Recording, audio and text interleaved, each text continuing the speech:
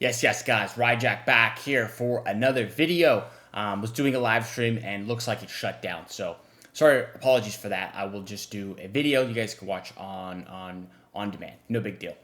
Anyway, as always, do leave a like, comment, and sub if you are new to the channel. Those are always appreciated. We're getting very close to our goal of 150 subs. Also, check out my TikTok for short form content. I have that linked in the video. Those are doing really well.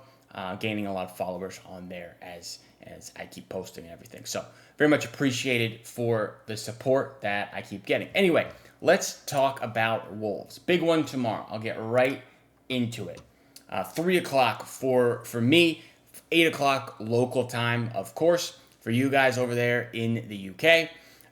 Unfortunately, no watch along. It's a midweek game. Midweek games are always really difficult with work to do a watch along.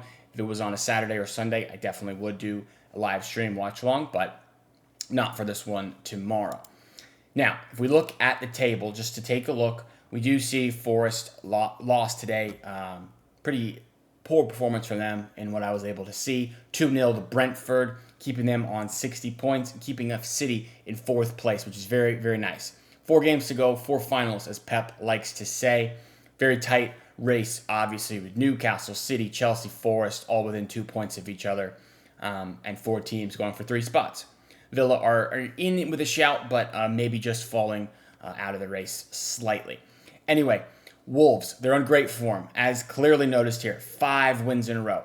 Maybe a little bit to do with who they have played. Beating West Ham, terrible. Ipswich, terrible. Spurs, terrible. United, terrible. And Leicester, terrible. So maybe a little bit a lucky run of games, but you can only beat who's in front of you, and 5 wins in a row is 5 wins in a row. So not a time to underestimate Wolves by any means at all. If we look at the injuries, Wolves have quite a few players injured, which obviously will benefit City a bit, but again, no major players that I don't think. Maybe Kalajic is all right, Pedro Lima is all right, but no major players. Haaland and Rodri are back in training, which is obviously very nice to see. Neither one of them will play tomorrow. There's no chance. They haven't trained quite enough yet. Rodri maybe at the end of the season, last couple Prem games, if we're still fighting for Champions League and haven't locked it in. But I'm looking more likely for the Club World Cup for Rodri. And Haaland maybe is back next week for next week's game. I just don't think he's ready quite yet to come back. Stones Ake still out, still injured, not training. Maybe in a couple of weeks. It says mid-May here. Who knows? Who knows exactly? Ederson, though, is back in the team, training, and is available for selection tomorrow. Who knows if he starts? It's obviously Pep could go with Ortega, but if it's up to me, Ederson should start. He's clearly the better keeper. If you look at the Wolves lineup, it's pretty consistent with what they've been doing. Jose Sa, Doherty's all right. Gomez is all right. I got Agbadu, tough name there, but he's solid. Semedo, decent right wing back.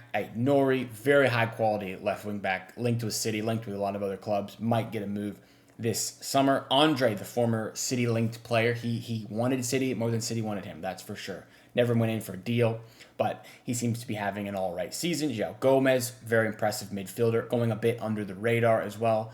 Munetzi, I'll be honest, never heard of him. Not sure who that is. Mateus Cunha, probably the most underrated player in the entire Premier League, having a phenomenal season.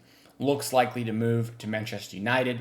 Unfortunate. I wish he was going to City this summer, but we do have Marmoush, and they're a bit similar players in that they play off the left, can play striker, can play behind a striker. So maybe they don't really fit in the same team together, and Marmoush, on the whole, maybe he's a little bit better than Cunha, even though Cunha is very, very good. And Strand Larson up top for Wolves there.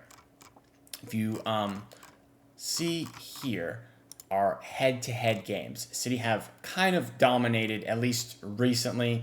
2-1 back in October. We beat them 5-1 May last year. They have a win here, but most of the fixtures, if you look back, it's all pretty much City wins. And like I said, this is a very important game. We'll be able to lock down Champions League.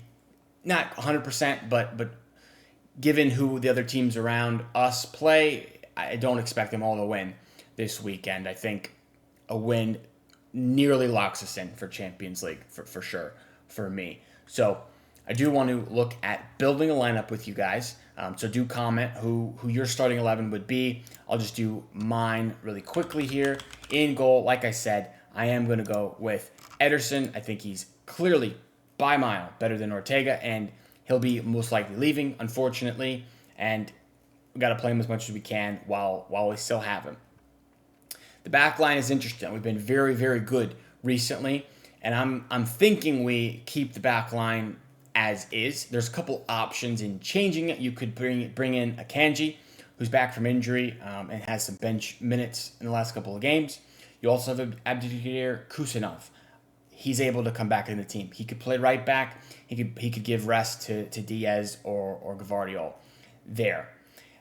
I don't know. It's a tough one because the back line has been so impressive, and we're not really playing twice a week. So why change something if it's working? You know. So I believe they're going to keep the back line the same.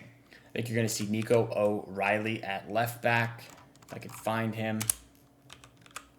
Nico O'Reilly as a left back. I think the left center back is going to be Gvardiol. For my money, Man City's best player this season. Ruben Diaz, who has had a bit of a down season. He's been very solid the last few games out.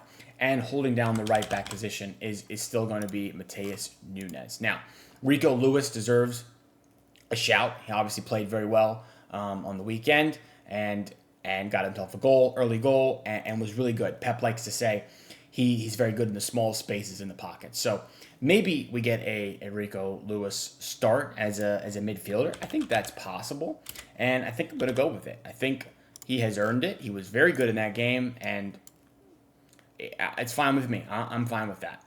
I think even if people are a little down on Rico, all in all, people would be accepting and happy of seeing that start there. I think Nico Gonzalez comes into the team, and I think Gundogan comes into the team. Don't think either one of them played at the weekend, and we do get a little bit of rotation here. You could go with Kovacic over Gundogan, or Kovacic and Gundogan together, but I like when Nico Gonzalez plays in the midfield. It's my preferred midfield base at the moment. Without Roger, I think you need Nico in there. I think he's clearly been the best of the options we have, although Pep hasn't played him occasionally, and that's a whole ordeal, of course, so who knows. On the left, I think you're going to certainly see Omar Marmoush. Without a doubt, he'll be one of the advanced players. On the right, you have a couple options. Jack Grealish, I guess, could be an option on the left, but I don't think we're going to see him this game. I don't think he's going to play many Prem games left. Seems like there's a lot going on there. So the options for the right wing, like I was saying, Bernardo, I guess Savinho, and McAtee. And I actually think James McAtee gets the right wing spot on lock with this game. And he'll be able to come into the midfield and maybe create a sort of a box midfield where Marmoush is super advanced, and then you see the false nine system we run with Kev. That's my guess for what we see, and it'll be something like that maybe. And I know it looks a little bit strange, but Marmoush loves to float out left and come in the middle. McAtee can do the same thing. KDB can come back here. It's very fluid. It's not going to be a typical 4-3-3 false nine situation, I don't think. I think KDB advanced, Marmoush advanced, McAtee coming back inside, and then you have these two holding solid midfielders with Rico connecting the midfield and the defense. That's my guess. I don't know if that's exactly what Pep will do, but that's my guess. My best guess to predict what Pep will do. Now I should move myself out of the way so you guys can see it a little better, but that is what I'm going with. I'm gonna go with that. Kev is there. So you can kind of see that he's not striker exactly. He's much more advanced like that. He's a false nine type deal. All right, that looks good to me. I think we'll roll with that for the projected lineup. And I will say, I do expect City to win this game. It's very important. This team is seemingly playing well together at the moment. Keep the momentum going, and I think it's 3-1. I'll go 3-1. Maybe Cunha gets a goal in there. Like I said, I'm very impressed with Cunha, but I think City are cooking on gas right now. We look good, and I'm expecting a win. Let's go 3-1. That's my prediction. So anyway, thank you guys for watching. I do appreciate it. No live stream tomorrow, like I said, but I will come out with a recap following the game. Do check out my TikTok and YouTube shorts for the short form content as always, and do leave a like. Let me know your score predictions as well as the team transfers, anything like that. Let me know. I love interacting with you guys in the comments. So anyway, thank you for watching. Always appreciate it. City till we die. Come on, boys.